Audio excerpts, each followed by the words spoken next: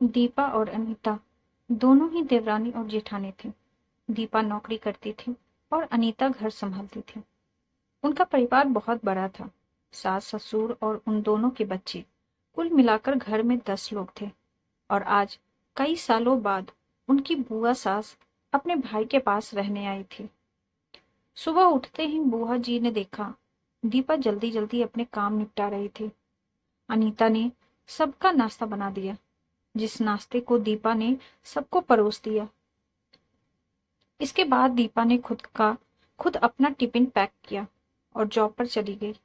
अनीता ने फिर दोपहर का खाना बनाया और थोड़ी देर बैठ गई अपनी सास और बुआ सास के पास। बुआ सास से रहा नहीं गया और अनीता से बोली कि छोटी बहू, तेरी जेठानी दीपा तुझ पर बड़ा हुक्म चलाती है। सुबह से देख रही हूँ, रसोई घर में तू ही लगी हुई है और वो महारानी दिखावा करने के लिए सबको नाश्ता परोस रही थी, जैसे उसी ने बनाया हो। ये सुनते ही अनीता ने अपनी बुआ सास की तरफ देखा और बड़ी प्यार से कहा, नहीं, ऐसी कोई बात नहीं है बुआ जी, दीपा बहुत अच्छी है। बुआ बोली, तू बहुत भोली है अनीता, पर मैं सब समझती हूँ। इतनी बूढ़ी मैं ऐसे ही नहीं हुई। अनीता से अब रहा नहीं गया और वो बोली कि बुआ जी, आपको दीपा दीदी का बाकी सबको नाश्ता परोसना दिखा, मगर आपको ये नहीं पता कि उन्होंने मुझे डांट कर सबसे पहले नाश्ता करवाया, फिर चाय पिलाई, और वो रोज ही मुझे सबसे पहले ही नाश्ता करवा देती है, वरना सबका नाश्ता बनाते तो मैं नाश्ता ही न कर पाऊं। वो मेरा कितना ख्याल रखती है। दीदी सुबह जल्दी उठकर मंदिर की सफाई करके फूल सजा कर रखती है और वो मुझे खुद से 1 घंटा लेट उठने को कहती है, क्योंकि मुझे उठते ही नहाकर सीधा रसोई में ही जाना पड़ता है। शाम को ऑफिस से आते वक्त दीदी बाजार से सब्जियां भी लेकर आती है, क्योंकि हमारे हस्बैंड रात को लेट हो जाते हैं। और दीपा दीदी ने सासू माँ को बाजार जाने के लिए मना किया है, क्योंकि माँ जी अब 60 साल से ऊपर की हो चुकी है। कहीं बाजार जाते समय उन्हें तकलीफ ना हो जाए। वैसे भी उन्हें घुटनों की परेशानी है, और जब माँ जी को घूमने का मन होता है तो दीपा दीदी छुट्टी करके खुद उनको घुमाने लेकर जाती है। और हाँ बुआ जी, दीपा दीदी रोज शाम को आकर खाना बनाने में मेरी खूब मदद करती है, चाहे वो कितनी भी थकी हुई हो।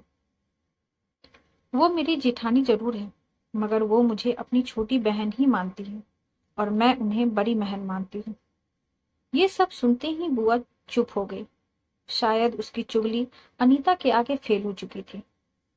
शाम को दीपा सब्जी की थैली अनीता को पकड़ाते हुए बोली कि अनीता, सब्जियों के साथ वाले थैले में तुम्हारी फेवरेट लेखक की किताब भी लाई हूँ। ये सुनकर अनीता खुश हो गई और बोली, थैंक्स दीदी। अनीता सब्जी की थैली किचन में रखी और किताब रखने अपने कमरे में चली गई। तभी बुआ जी ने दीपा को आवाज दी, बड़ी बहू, जरा यहाँ आना। दीपा बोली, जी बुआ जी। तभी बुआ बोली कि तुम इतनी मेहनत करके कमाती हो और ऐसे ही फालतू किताबें खरीद कर पैसों की बर्बादी कर रही हो, वो भी अपनी देवरानी के लिए। वो तो वैसे भी घर में करती ही क्या है। तुम दिन भर मेहनत करती हो और वो घर पर आराम करती है।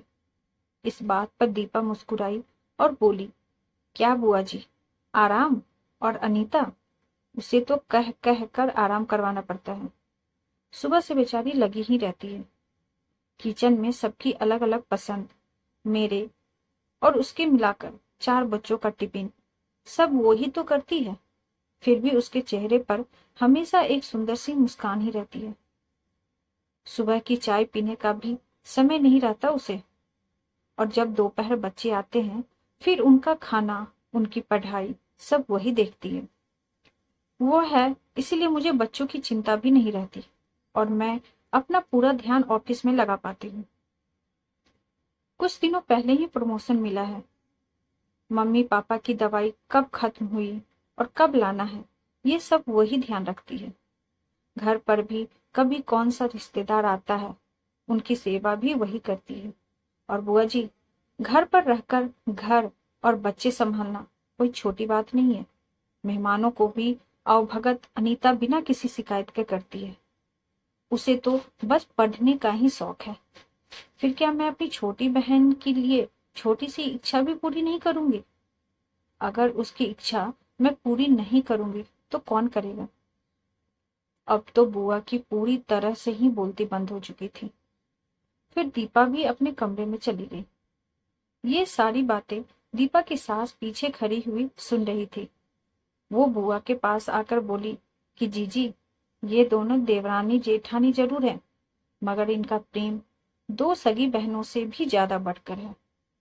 ये दोनों ही एक दूसरे का अधूरापन पूरा करती हैं। मेरे घर की मजबूत नींव है ये दोनों।